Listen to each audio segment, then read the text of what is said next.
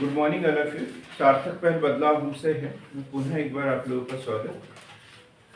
सार्थक पहल के माध्यम से अभी तक हमने पढ़ा है दक्षिण भारत का इतिहास और कुछ प्रमुख वंश चोल, पांड्य, राष्ट्रकूट, पल्लव और चेर, चालुक्य, ये वंश हमने पढ़े। और उसी के समानांतर उत्तर भारत की बात करते हैं। तो उत्तर भारत उस समय राजपूत काल, उत्तर भारत के कहलाता है राजपूत काल। हर्षवर्धन के पतन के पश्चात, हर्षवर्धन के पतन के पश्चात उत्तर भारत में 3-4 वंश शासन कर रहे थे और वो सब राजपूत थे। तो इसलिए हर्षवर्धन के पतन से लेकर मुस्लिम आक्रमण तक या मुस्लिम साम्राज्य की स्थापना तक 1208 तक कुल मिलाकर क्या हुआ था? कोई घटना घटी थी? कुतुबुद्दीन ऐबक दिल्ली का सुल्तान बना था। तो कुतुबुद्दीन ऐबक के शुरुआत तक ये जो काल है ये क्या कहलाता है? राजपूत काल कहलाता है। हर्षवर्धन 647, इसके बाद से लेकर दिल्ली सल्तनत की स्थापना तक इसके बीच का जो काल कहलाता है वो राजपूत काल कहलाता है। प्रमुख राजपूत वंश पता है क्या कौन कौन से? नहीं पता? नहीं आपको?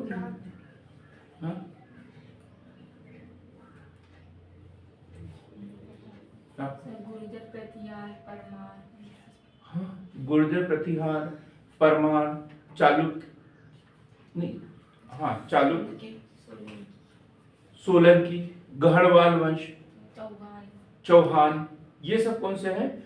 राजपूत वंश, राजपूत वंश है। तो सबसे पहला प्रश्न तो हमारे पास ये उठता है, जैसे आप लोगों को पता ही नहीं तो फिर प्रश्न तो होना चाहिए, राजपूत कौन थे? पहला प्रश्न तो यही है कि राजपूत कौन थे? राजपूत कौन थे? सबसे पीछे बैठे वाले यहाँ ना, इधर आ जाए, इतनी दूर तक तो नजर भी नहीं जा रही है। तो राजपूत कौन थे? है ना, ये क्वेश्चन है हमारा। क्योंकि हम भारत की प्राचीन सामाजिक स्थिति देखिए, मनुस्मृति, तो उसमें ब्राह्मण, क्षत्रिय, वैश्य, शूद्र, राजपूत तो कहीं नहीं। तो राजपूत कौन थे? क्षत्रिय थे। कैसे पता? कैसे बताया उन्होंने? हाँ उन्होंने बताया क्या? नहीं ना, नहीं। तो अब हम जो भी बात करते हैं, हो सकता है आप सही बोल रहे हो, लेकिन हम तो ऐतिहासिक साक्ष्यों के आधार पर, जो विद्वान है जिन्होंने अध्ययन किया है उनके तर्क के आधार पर बात करेंगे। तो जैसे अपन ने पढ़ा गुप्त कौन थे, अपन ने पढ़ा मौर्य कौन थे, उसी तरीके से हम एक क्वेश्चन तैयार करेंगे, राजपूत कौन थे। तो इसके लिए एक विचारधारा होगी और उसका समर्थन करने वाले व्यक्ति का नाम। तो इस तरह के चार्ट बन जाएगा एक अपना, ये हो जाएगा क्रमांक, विचार और यह तर्क दे देंगे, तर्क, और ये लेखक या जो भी पुरातत्ववेत्ता या जो भी रहेगा वो। तो सबसे पहले बोला गया है विदेशियों से, विदेशियों से राजपूतों की जो उत्पत्ति हुई है वो विदेशियों से हुई है। और ये किसी विदेशी ने बोला होगा, और ये बोला है Colonel Tod, Colonel Tod, Colonel Tod. ये क्या बोलते हैं? राजपूतों की उत्पत्ति कैसे हुई है? विदेशियों से हुई है। जैसे अपन ने पढ़ा ना, भारत पे शक, सीथियन, पहलव, कुषाण, इनके आक्रमण हुए थे और इनसे राजपूतों की उत्पत्ति भारत में हुई। क्लियर हो गई बात? पहले कर्नल टॉड, कर्नल टॉड के अनुसार कौन थी, इनकी उत्पत्ति कैसे हुई? विदेशियों से उत्पत्ति हुई है। एक दूसरा जो है उसने और ज्यादा क्लियर कर दिया, और भी ज्यादा क्लियर कर दिया। भाई विदेशी तो बहुत सारे हैं, जैसे शक, पल्लव, कुषाण, और इन्होंने क्या बोला है? कुषाणों से। कुषाणों से, कुषाणों से उत्पत्ति हुई है, उन्होंने एकदम क्लियर बता दिया, कुषाणों से उत्पत्ति हुई है। और ये बोला है कनिंघम महोदय ने। कनिंघम महोदय क्या बोलते हैं कि राजपूतों की जो उत्पत्ति हुई है वो कुषाणों से हुई है। क्लियर हो गया एकदम बात? यहां तक दो बातें समझ में आ गई। फिर एक महत्वपूर्ण दंत कथाओं में अग्निकुंड से इनकी उत्पत्ति हुई है। ये बड़ा फेमस है, अग्निकुंड से। प्रिया, आपको पता होगा अग्निकुंड से उत्पत्ति किसने बोला है? ऑनलाइन वाले बोल रहे, आपने बोला। देखो इतने अच्छे भी लोग हैं, वो बोल रहे आपने बोला। तो अग्निकुंड से उत्पत्ति हुई है, ये मैंने नहीं बोला, ये बोला है दंत कथाओं में। नहीं जी, पृथ्वीराज रासो ग्रंथ लिखा हुआ है। किसने लिखा है? चंद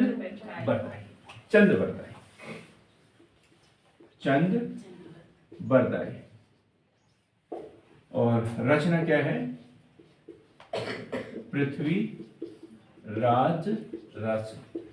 पृथ्वीराज रासो, चंद बरदाई। और ये अग्निकुंड मतलब अग्निकुंड किसे कहते हैं? ये सिंधु घाटी की सभ्यता में मिले ना अग्निकुंड के साक्ष्य। काय के लिए होते थे? हवन करने के लिए, यज्ञ करने के लिए। तो यहाँ पर भी ये अग्निकुंड और इसमें यज्ञ किया है और ये लपटें निकली है। तो ये बोला गया है इससे 4 वंशों की उत्पत्ति हुई है। कौन कौन से? चाचा, पापा, चौहान, प्रतिहार, 2 कौन से होंगे? एक च से होगा और एक प से होगा। हाँ, एक परमान और चालुक्य और परमान। लिखे, चालुक्य और एक परमान।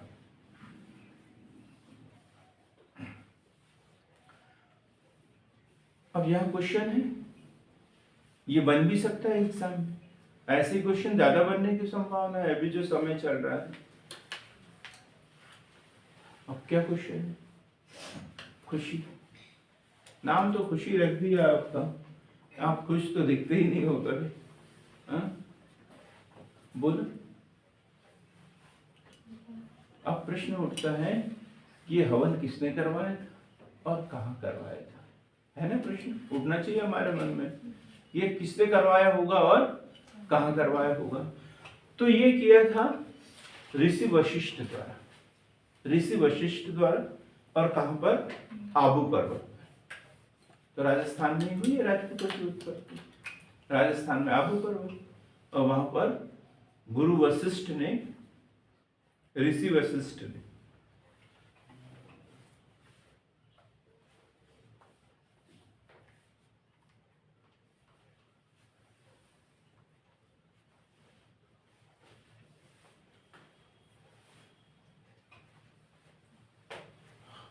क्लियर हो गया क्या? अग्निकुंड से राजपूतों की उत्पत्ति हुई है। किसने बोला? चंद्रबरदाई ने बोला है कि प्राचीन समय में गुरु वशिष्ठ या ऋषि वशिष्ठ ने आबू पर्वत पर एक हवन करवाया था और उस हवन कुंड से 4 राजपूत वंशों की उत्पत्ति हुई है। चौहान, चालुक्य, प्रतिहार, परम। क्लियर हो गया? अब हम बात करते हैं सूर्यवंश थे, प्राचीन सूर्यवंशी थे। सूर्यवंशी थे। और ये बोला है नयन चंद्र सूरी।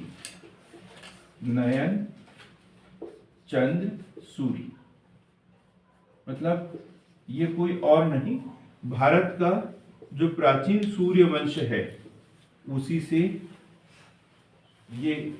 इनकी उत्पत्ति हुई है। ये बोला है नयन चंद्र सूरी। एक है भंडारकर, और ये बोलते हैं ये कोई नहीं थे, ये विदेशी ब्राह्मण है। विदेशी ब्राह्मण किसने बोला? ये DR भंडारकर, D.R. भंडारकर बोलते हैं कि ये विदेशी ब्राह्मण थे। अब एक बोलते हैं ये जो वैदिक साहित्य में जो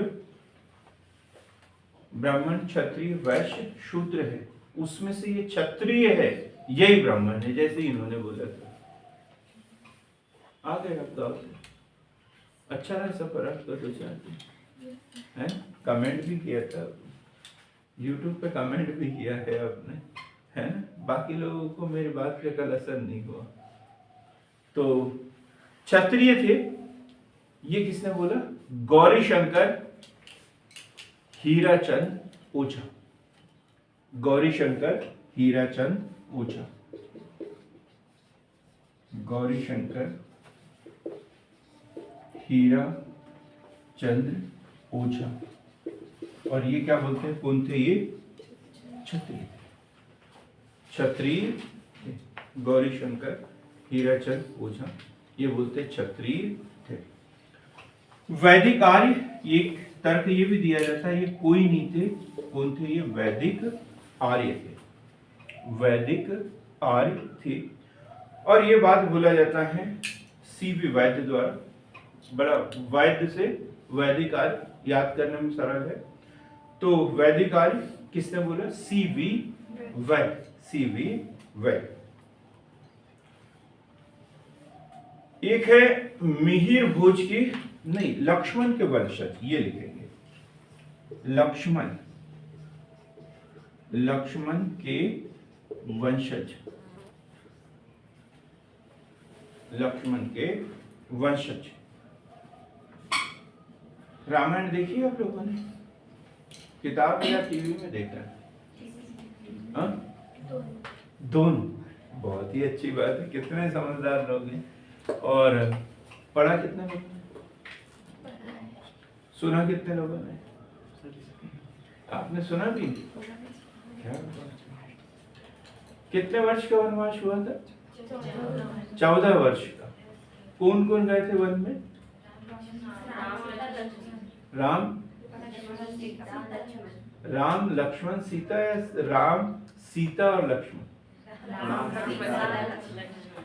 राम सीता और लक्ष्मण। ये जो बोल रहे हैं मतलब दो भाइयों के बीच में फूट डाल रहे हैं। ये क्या कर रहे हैं? फूट डाल रहे हैं। मतलब भैया का विवाह होने के बाद में बीच में कोई और आके बैठेगा, ये बताना चाह रहे हैं। तो कुछ नहीं, ऐसी हंसी मजाक चल रहा है। राम सीता और लक्ष्मण। ये बोला जाता है कि लक्ष्मण की जिम्मेदारी क्या थी? वो क्यों गए थे? उनको तो लेके नहीं जाना चाहते थे। प्रभु श्री राम उनको लेकर जाना नहीं चाहते थे। वो क्यों गए थे? क्योंकि माता सीता भी आपके साथ में जा रही है, तो उनकी देखरेख करने के लिए भाई आप जंगल में जाओगे, इधर उधर भोजन पानी की तलाश में रहोगे, तब माता सीता की देखरेख करने वाला कोई तो होना चाहिए। तो ये बोला जाता है कि भगवान श्री राम जी के समय जब लक्ष्मण जी वनवास गए थे, तब 14 वर्ष तक वो सोए नहीं थे। रात भर पहरेदारी करते थे, बाहर रात में पहरेदारी करते थे। और प्रतिहार शब्द का शाब्दिक अर्थ यही होता है, पहरेदार। प्रतिहार शब्द का शाब्दिक अर्थ क्या होता है? पहरेदार। पहरेदार। जैसे अपन ने पढ़ा था ना, उज्जैन में एक यज्ञ हुआ था। दंती दुर्ग ने जो उज्जैन में यज्ञ किया था, हिरण्यगर्भ यज्ञ किया था। देखो याद तो हो रहा है आप लोगों को। हिरण्यगर्भ यज्ञ किया था, तब इन्होंने द्वारपाल की भूमिका निभाई थी, प्रतिहार। ठीक है, इन्हें प्रतिहार कहने का एक और तर्क है, कोई बता सकता है कि क्या है? कि जैसे विदेशी आक्रमण जितने भी हुए, विदेशी आक्रमण, अरब आक्रमण जो भी हुए, तो इनका सामना इन्हीं को करना पड़ा। गुर्जर प्रतिहार को करना पड़ा, क्योंकि गुजरात तरफ शासन करते थे और विदेशी आक्रमण इधर से ही होते थे। अरबों के जो आक्रमण हुए वो सिंध प्रांत इधर से ही आते थे। तो पहला आक्रमण किसके ऊपर होता था? इन्हीं के ऊपर होता था। इसलिए इन्हें क्या बोला गया? द्वारपाल या प्रतिहार बोला गया है। तो ये मिहिर भोज की ग्वालियर प्रशस्ति, लक्ष्मण के वंशज थे, ये किसने कहा उल्लेख है? ये मिहिर भोज की ग्वालियर प्रशस्ति, मिहिर भोज की ग्वालियर प्रशस्ति, मिहिर भोज की ग्वालियर प्रशस्ति। क्लियर हो गया? मिहिर भोज की ग्वालियर प्रशस्ति।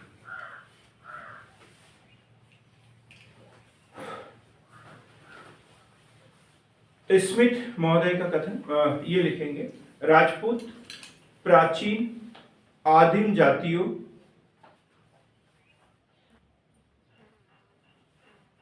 खरवार भर आदि के वंशज। क्या लिखा है इधर? लिखेंगे क्या? राजपूत प्राचीन आदिम जातियों खरवार भर गोंड आदि के वंशज। तो ये किसने बोला है? स्मिथ महोदय, स्मिथ महोदय, जेम्स स्मिथ जिसे कहते हैं। अब क्लियर हो गया यहाँ तक? अब हम बात करेंगे इनके जानकारी के स्रोत, राजपूतों की जानकारी के स्रोत। तो जानकारी के स्रोत तो हमें तब तक मिलते रहेंगे जब तक हम पढ़ते रहेंगे। आप एक सूची बना लीजिए और स्रोत को हम दो भागों में बांटेंगे।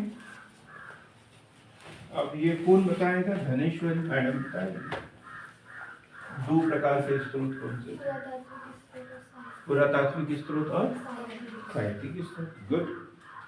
पुरातात्विक स्रोत में अभिलेखीय साक्ष्य है, अभिलेखीय साक्ष्य। और अभिलेखों में लिखेंगे हम, अभिलेखों में घटियाला अभिलेख, घटियाला अभिलेख, यह जोधपुर के पास में राजस्थान में, जोधपुर के पास में राजस्थान में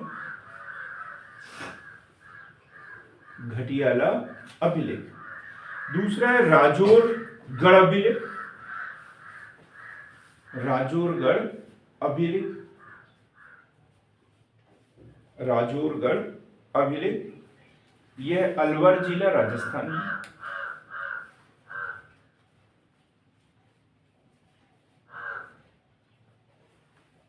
एक है बाउक प्रशस्ति, बाउक प्रशस्ति,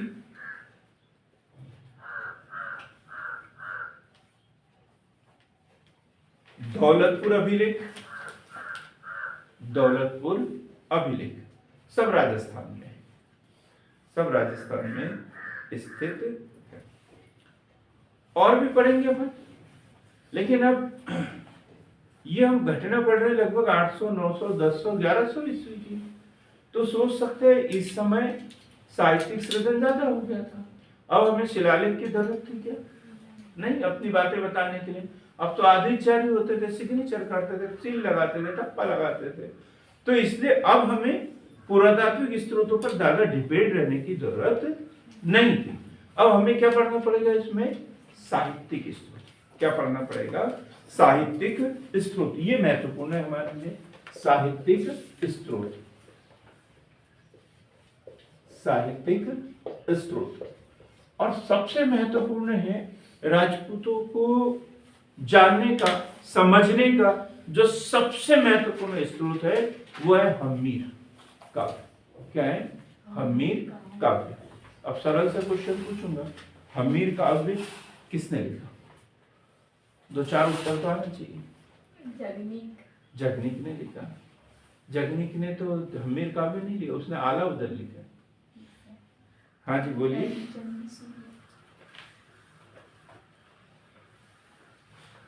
हाँ कुछ बोल रहे थे ना ऑनलाइन वाले। नयन चंद्र सूरी ने क्या लिखा है?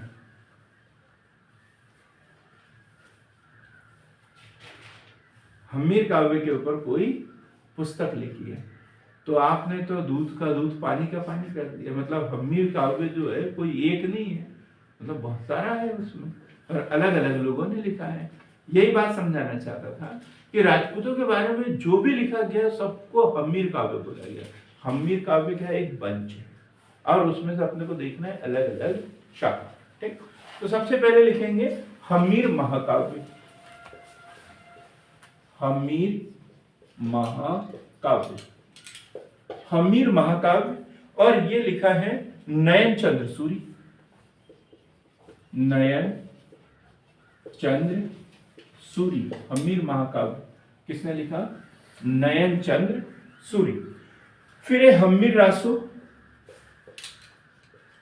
हम्मीर रासो, ये लिखा है शोधराज, शोधराज, हम्मीर रासो, ये किसने किसने लिखा है? शोधराज। हम्मीर मदमर्दन, हम्मीर मदमर्दन, हम्मीर मदमर्दन, ये लिखा है जयसिंह सूरी, जयसिंह सूरी, जयसिंह सूरी। इसके बाद पढ़ेंगे हम हम्मीर बंधन,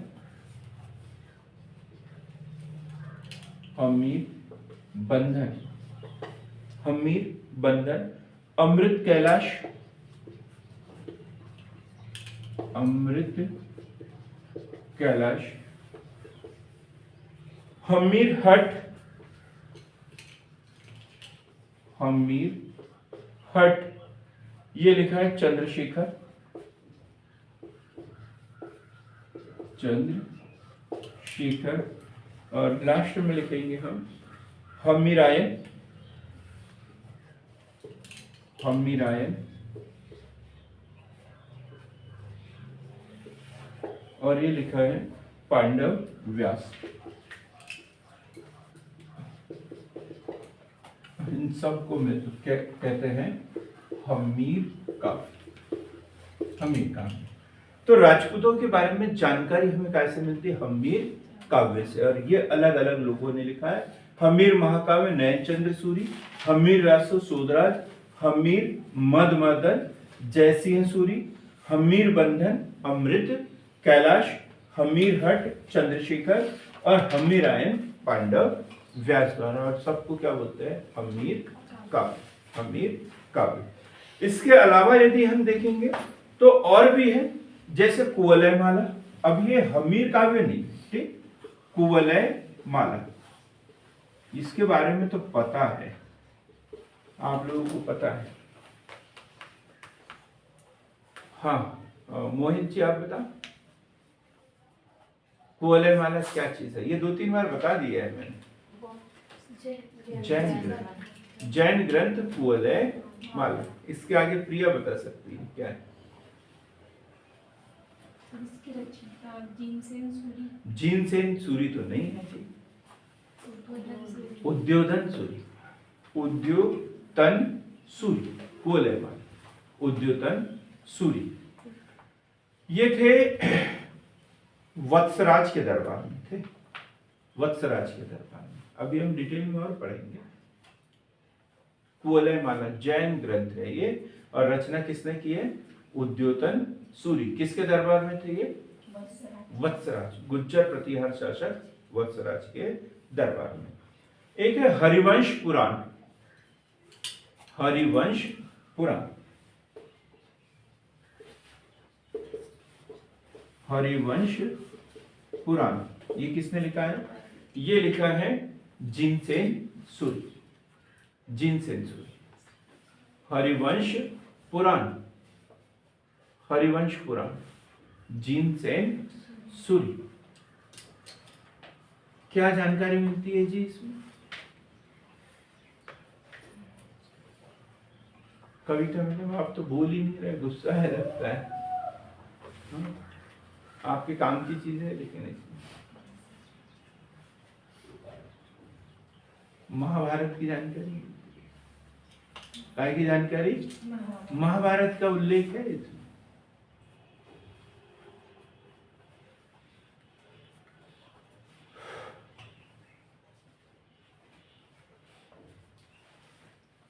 कर्पूर मंजरी, कर्पूर मंजरी किसने लिखा है?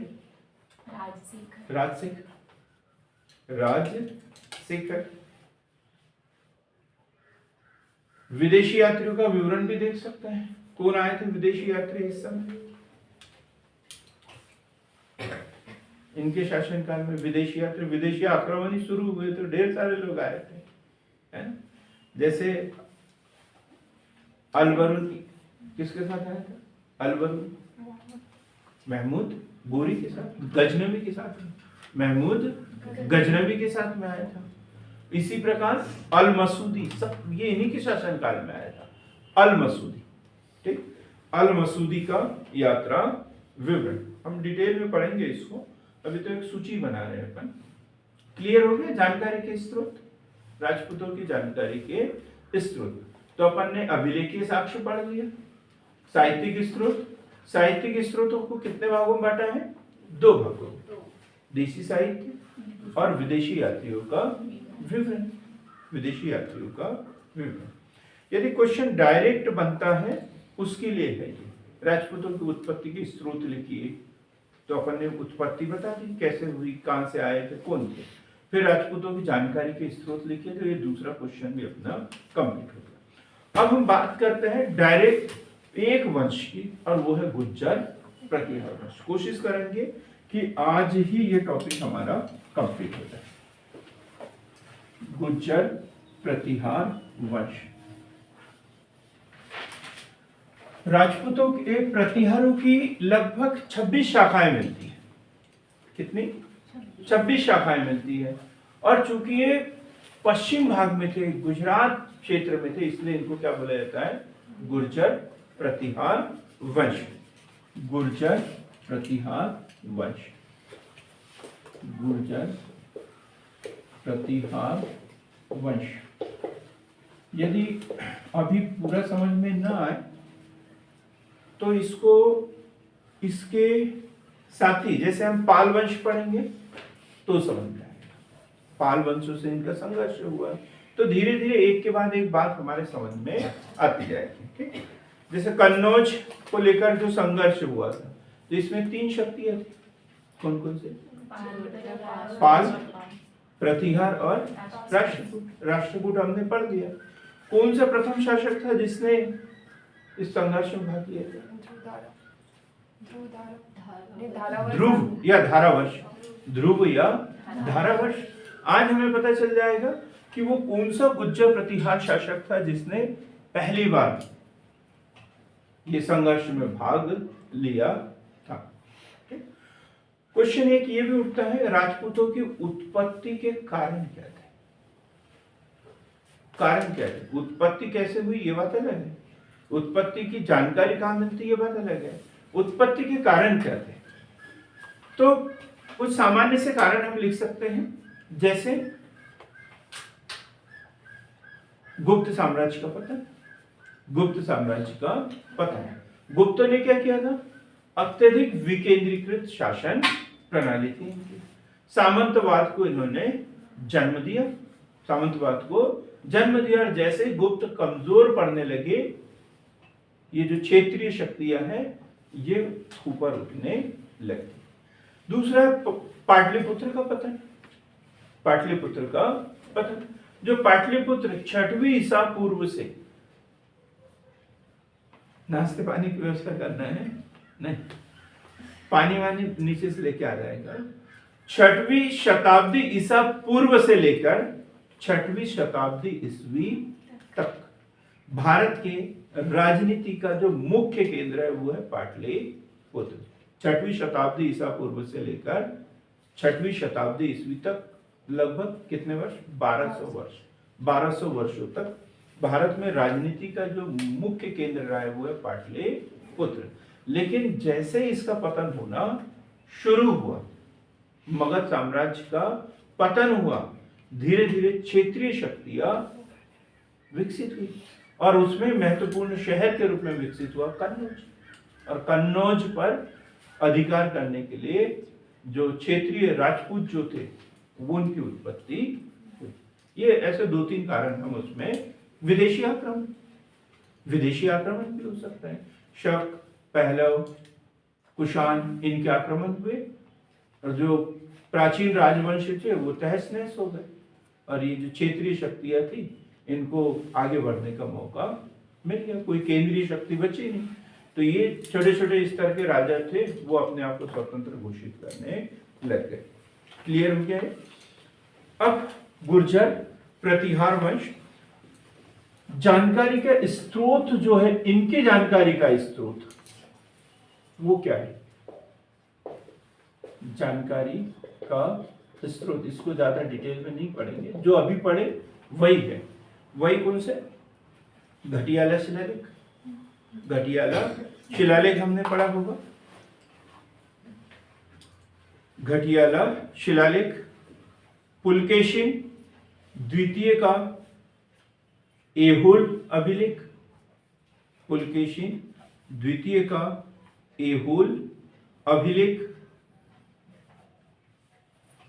ऐहोल अभिलेख।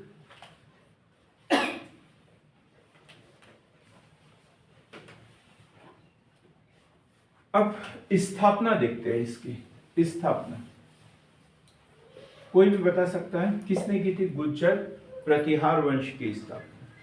नीलम बताइए जरा, गुर्जर प्रतिहार वंश की स्थापना। आप दोनों में से कोई भी नहीं पता? नहीं। इधर नाम क्या आपका? वंशिका। दवंडे जी, आपको पता नहीं था कि आज क्या पढ़ने वाले हैं? पता था तुम्हें पढ़ के आना चाहिए। यहाँ से घर जाते हो पढ़ने के लिए, घर से यहाँ आते हो काय के लिए? पढ़ने के लिए। आप लोग हॉस्टल पे जाते हो तो पढ़ने के लिए जाते हो। ये मत सोचना कि यहाँ पढ़ने के लिए सिर्फ 1-1.5 घंटा यहीं का है, बाकी समय हम घर जाते हैं खाना खाने के लिए, कॉलेज जाते हैं घूमने के लिए। ये नहीं है। आप हर काम जो भी करते हो काय के लिए? पढ़ने के लिए करते हैं। मोबाइल भी देखते हो तो पढ़ने के लिए देखना चाहिए। तो थोड़ा बहुत पढ़ के आते हैं तो और सुविधाजनक हो जाता है। जैसे प्रिया पढ़ के आती है कि क्या पढ़ना है, मैं क्या क्वेश्चन पूछूंगा, इसलिए तो जवाब देती है। उसी प्रकार जो ऑनलाइन नंदनी जो है वो पूरे साधन के साथ हमें पढ़ के आती है कि हमें क्या पढ़ना है आज, वो पूरी तैयारी से रहते हैं, इसलिए जवाब देते हैं। जो लोग नहीं पढ़ते हैं तो वो चुपचाप बैठे रहते हैं। तो गुर्जर प्रतिहार वंश की स्थापना हुई है हरिश्चंद्र। हरिश्चंद्र ये पितृ पुरुष कहा जाते हैं। इनके पितृ पुरुष। ये नहीं मालूम कि ये स्वतंत्र शासक थे या नहीं, लेकिन इस वंश की स्थापना जो की है वो किसके द्वारा की गई? हरिश्चंद्र के द्वारा। हरिश्चंद्र के द्वारा। और सर्वप्रथम इनका उल्लेख कहाँ होता है? ऐहोल प्रशस्ति में। ऐहोल प्रशस्ति में ये उल्लेख होता है कि गुर्जर प्रतिहार वंश की स्थापना जो है वो हरिश्चंद्र नामक राजा ने की थी। प्रथम वास्तविक शासक वो है नागभट्ट प्रथम, और इसे बोला जाता है वास्तविक संस्थापक। नागभट्ट प्रथम वास्तविक संस्थापक नागभट्ट प्रथम 730 से 756 ईस्वी तक। 756 ईस्वी तक इनका शासन रहा। 730 ईस्वी से 756 ईस्वी तक इनका शासन रहा है। अरबों से लोहा लिया इसने, अरबों से लोहा लिया। अब ये सोच रहे होंगे कि पहले मकान तो पत्थरों के थे, अब ये लोहा लेके क्या किया होगा इसने? तो ये सोचना आप लोगों का काम नहीं है। लोहा लिया मतलब क्या किया होगा? युद्ध किया, उनसे संघर्ष किया। वो जब भारत में आक्रमण, जैसे ये देखो 730 ईस्वी भारत पे पहला मुस्लिम आक्रमण, 712 मोहम्मद बिन कासिम, और इसके बाद में जो है और आक्रमण हुए तो किसने संघर्ष किया? नागभट्ट प्रथम। नागभट्ट प्रथम ने। फिर देखते हैं बीच में जब तक ये प्रतिहार वंश भारत में सक्रिय रहा तब तक आक्रमण नहीं हुए। इनके पतन के बाद में जो है महमूद गजनवी, महमूद गोरी के आक्रमण हुए, इसलिए इनको द्वारपाल कहा जाता है। विदेशी आक्रमणों से भारत की रक्षा की उन्होंने। अरबों से लोहा लिया। पश्चिम भारत में एक शक्तिशाली साम्राज्य की स्थापना की। पश्चिम भारत में एक शक्तिशाली साम्राज्य की स्थापना की।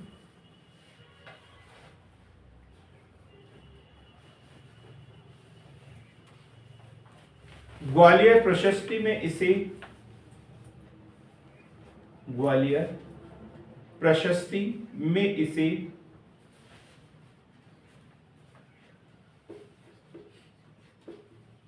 मलेच्छों का नाशक कहा गया। मलेच्छों का नाशक कहा गया। ग्वालियर प्रशस्ति में इसे मलेच्छों का नाशक कहा गया। इंद्र के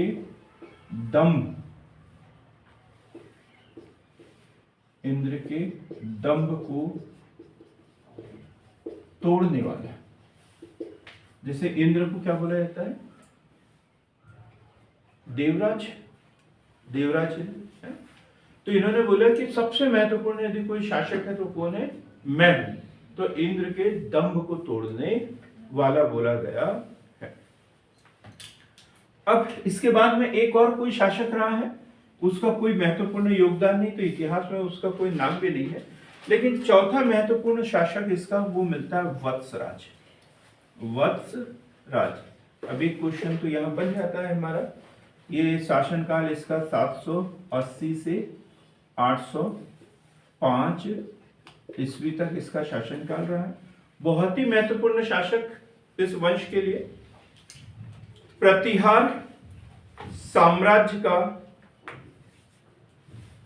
वास्तविक संस्थापक माना जाता है। वास्तविक संस्थापक माना जाता है।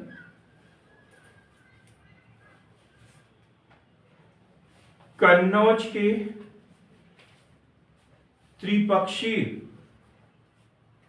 संघर्ष में इसने भाग लिया।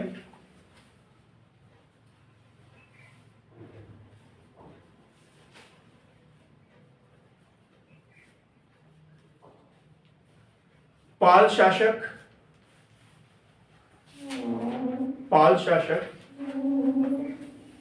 धर्मपाल को पराजित किया। और राष्ट्रकूट शासक कौन था इस समय? ध्रुव यधारावश। लेकिन राष्ट्रकूट शासक ध्रुव या धारावर्ष से पराजित हुआ और कन्नौज इनके हाथ से निकल गया। कन्नौज इनके हाथ से निकल गया।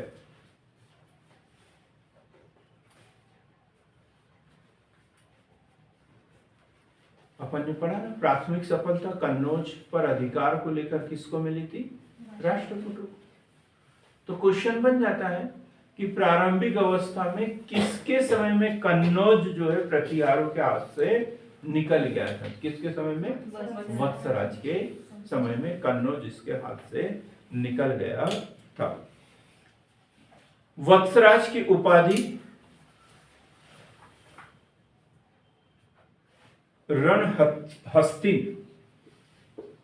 रणहस्तिन और दूसरी थी जयवराह।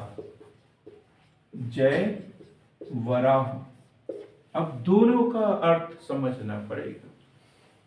रणहस्तिन और जयवराह ये उपाधियां थी इसकी। क्या मतलब होगा? दवन लीजिए। रणहस्तिन हाथियों की सेना का मालिक। रण यानी युद्ध क्षेत्र और हस्तिन मतलब हाथी, हाथियों की सेना है। तो वो रणहस्तिन इसकी उपाधि थी, हाथियों की सेना इनके पास में थी। और दूसरी जय वराह। जय वराह मतलब वराह विष्णु जी का होता। तो ये कौन से धर्म का अनुयायी था? वैष्णव धर्म का अनुयायी था। दोनों चीजें इससे पता चलते। क्लियर हो गई ये बातें। तो रणहस्तिन जय वराह जैसी उपाधियां थी। इनके दरबार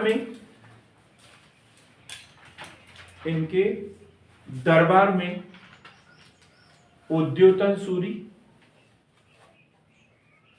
व जिनसेन सूरी को आश्रय दिया गया था। अब उद्योतन सूरी की रचना हमने बता दी कुवलय माला, और जिनसेन सूरी की रचना हरिवंश पुराण।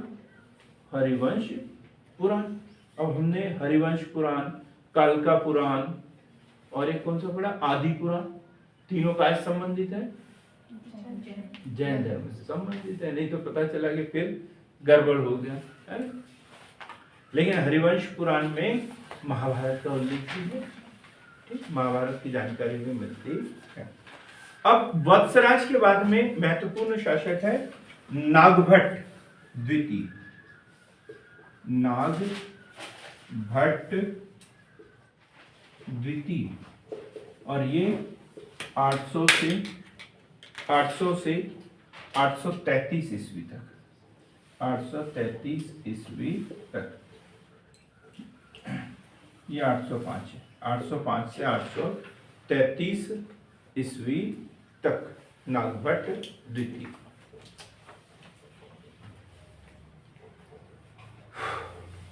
नागभट्ट द्वितीय, इसके समय में कन्नौज पर अधिकार वापस हुआ है। ठीक, तो पढ़ेंगे इसे। उपाधि इसकी महाराजाधिराज, परम भागवत, प्रतिहारों का कर्ण इसे कहा गया।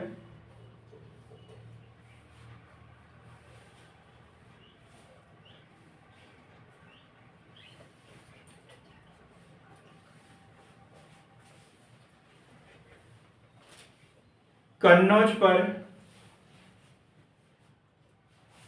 पुनः अधिकार किया।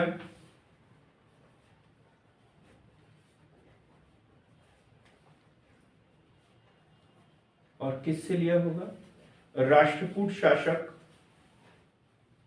गोविंद तृतीय को पराजित करके।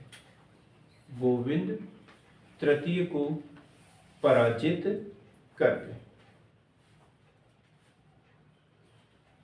गोविंद तृतीय को पराजित करके। क्लियर हो गया? अब इनके हाथ से अब कन्नौज नहीं निकलेगा। ठीक, मतलब और भी संघर्ष होते रहेंगे, लेकिन कन्नौज इन्हीं के पास में रहेगा। निकला किसके पास से था? वत्सराज के। पुनः किसने प्राप्त कर लिया? नागभट्ट द्वितीय, और अपने साम्राज्य का हिस्सा बना लिया। अभी राजधानी नहीं बनाया उसे, राजधानी कोई और बनाएगा। ठीक, आगे लिखेंगे हम मिहिर भोज प्रथम। अगला शासक जो है मिहिर भोज प्रथम, 836 से 885 ईस्वी। 836 से 885 ईस्वी। सर्वाधिक महत्वपूर्ण शासक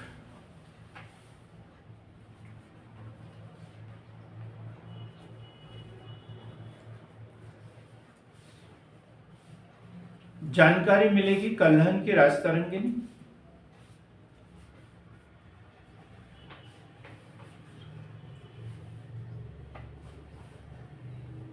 औरब यात्री कौन आया था इनके समय में? सुलेमान।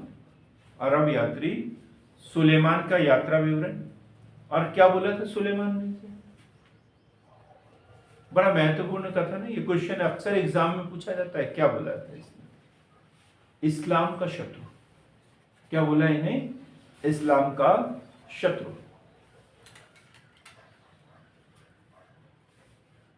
इस्लाम का शत्रु। अरब यात्री सुलेमान की यात्रा विवरण में इसे क्या बोला गया है? इस्लाम का शत्रु। महत्वपूर्ण क्वेश्चन है, ऐसे ही क्वेश्चन उठाए जाते हैं पीएससी के द्वारा। कन्नौज को राजधानी बनाया इन्होंने, कन्नौज को राजधानी बनाया, कन्नौज को राजधानी बनाया। पाल नरेश देवपाल, पाल नरेश देवपाल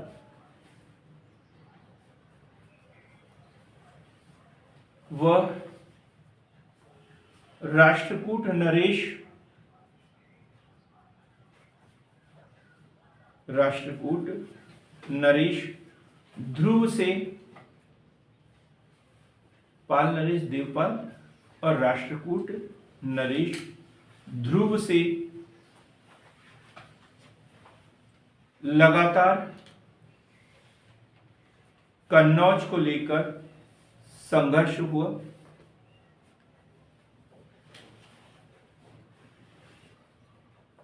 लगातार कन्नौज को लेकर संघर्ष हुआ। आदि वराह व प्रभास, प्रभास जैसी उपाधियां धारण की। चांदी का सिक्का, ये क्वेश्चन इंपॉर्टेंट है इनका। चांदी का सिक्का इनका बड़ा फेमस है, उसका नाम है द्रम, द्रम, चांदी का सिक्का द्रम, द्रम सिक्कों पर अंकित किया।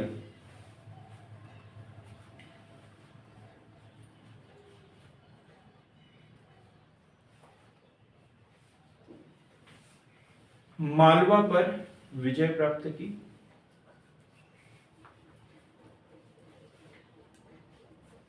मालवा पर विजय प्राप्त की। क्या क्या पढ़ा आपने?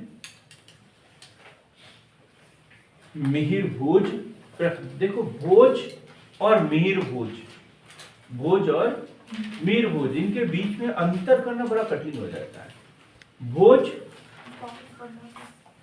परमार, भोज परमार है, और ये मिहिर भोज गुर्जर प्रतिहार वंश का शासक, दोनों में बहुत अंतर है। ठीक है, तो ये पढ़ना होता है हमें। और उपाधि क्या थी इसकी? आदि वराह और प्रभास। प्रभास का मतलब क्या था? जिसका कभी हास न हो। प्रभास का मतलब होता है उदय, सूर्योदय से इससे तुलना की जाती है। मतलब वही जब फिर से उदय होता हो, लगातार उदय होता हो, जिसका कभी हास न हो, ये सब अर्थ लेंगे, लेकिन कुल मिलाकर प्रकाश का स्रोत, प्रभास, प्रकाश का स्रोत। तो ऐसी उपाधि इसने धारण की थी। कौन सी? आदि वराह प्रभास जैसी उपाधियां धारण की। चांदी का सिक्का द्रम, द्रम एक चांदी का सिक्का उसका मिला है। और इसने क्या किया था? कन्नौज को जो है राजधानी बनाया। लगातार संघर्ष हुआ, कभी इधर कभी उधर, कभी हार कभी जीत, लेकिन लगातार इसका संघर्ष होते रहा। और प्रथम गुर्जर प्रतिहार शासक जिसने मालवा पर अधिकार किया। अब ये गुजरात से आगे बढ़ने लग गए, कहां तक पहुंच गया? ये मालवा तक आगे पहुंच गया, मालवा पर अधिकार किया। अब हम बात करेंगे महेंद्र पाल प्रथम। महेंद्र पाल प्रथम, महेंद्र पाल प्रथम बता सकते हैं विजया मैडम किस वंश का शासक था? कल आप ही क्वेश्चन पूछोगे। महेंद्र पाल प्रथम किस वंश का शासक था? यही गुर्जर वंश का ही शासक। गुर्जर वंश का ही, पाल वंश नहीं था। ठीक है, याद रखना बराबर। ये महेंद्र पाल प्रथम, हम गुर्जर वंश ही पढ़ रहे हैं, ऋषि वंश का शासक है। पाल है तो पाल नहीं है, ठीक? पाल है पर पाल वंश का नहीं है। तो ये इसका काल कैसे, जैसे कला और साहित्य वाला वैसा इनका शासन काल रहा है। तो लिखेंगे महेंद्रपाल प्रथम 885 से 910 ईस्वी तक शासन इनका। परम भट्टारक, महाराजाधिराज, परमेश्वर की उपाधि धारण की।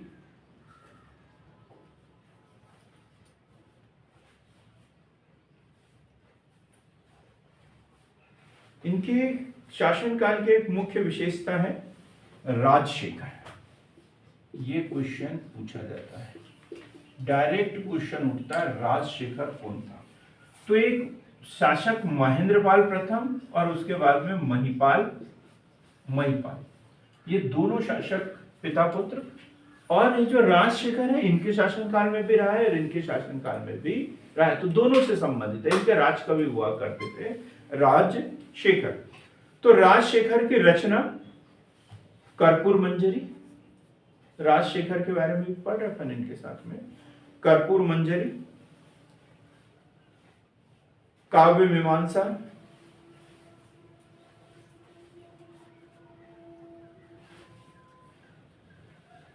विद्व शाल भंजिका, विद्वशाल भंजिका, कठिन नाम था इसलिए लिख दिया, विद्वशाल भंजिका। बाल भारत, बाल रामायण, भुवन कुश, हर विलास,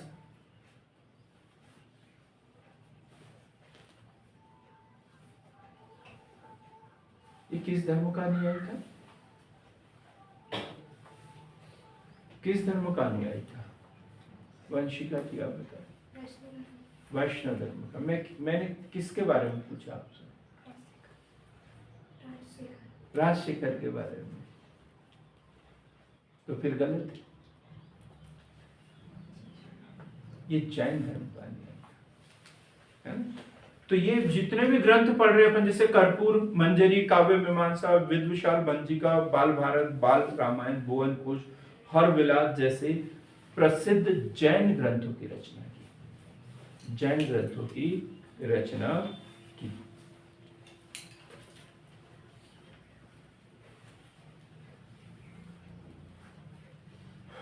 अब लिखेंगे हम महिपाल के बारे में।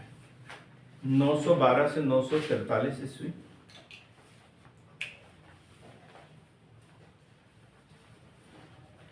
महिपाल 912 से 943 ईस्वी तक शासनकाल। जो महत्वपूर्ण घटना है वो है अल मसूदी। अल मसूदी, ये क्वेश्चन भी इंपॉर्टेंट है। पहले कौन आया था जिसने क्या बोला था? इस्लाम का शत्रु बोला था। किसको बोला था?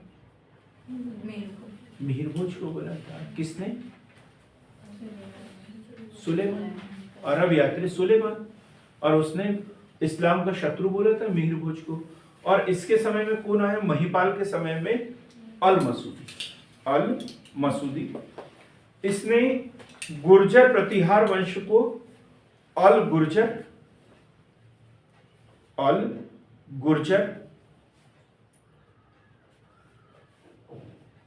तथा राजा को बौरा, राजा के लिए क्या शब्द?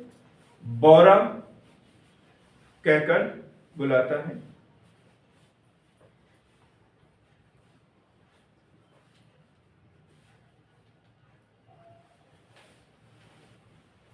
राजशेखर ने महिपाल को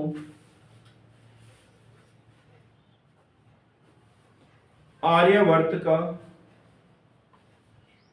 महाराजाधिराज कहा है। महाराजाधिराज कहा है।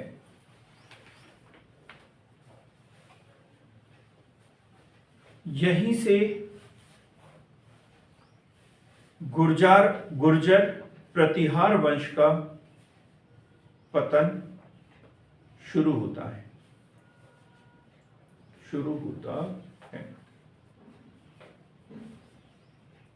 अब हम डिटेल में नहीं पढ़ेंगे किसी भी राजा को, अब गुर्जर प्रतिहार वंश को यहीं पर रोक देंगे, 1-2 लाइन लिखते हैं और उसके बाद खत्म करेंगे। 1018 ईस्वी में, 1018 किसका शासनकाल है? विदेशी आक्रमणकारियों में कौन? 1018 गजनवी। 1005 से 1030 ईस्वी तक, 1001 से ही बोलेंगे, 1001 से 1030 ईस्वी तक महमूद गजनवी के भारत पर आक्रमण, 17-18 आक्रमण, उसे डिटेल में पढ़ेंगे। तो 1018 ईस्वी में महमूद गजनवी ने कमजोर गुर्जर शासक राज्यपाल को हराकर अपने अधीन कर लिया।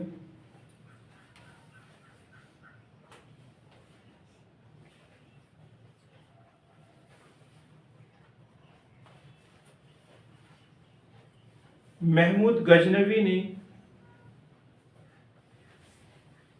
अगले आक्रमण 1019 में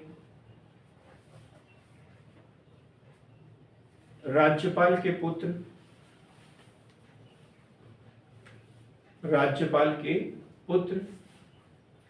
त्रिलोचन पाल, यह अंतिम शासक है गुर्जर वंश का, त्रिलोचन पाल को हराकर प्रतिहार वंश का अंत कर दिया। प्रतिहार वंश का अंत कर दिया था। प्रतिहार वंश का अंत कर दिया था।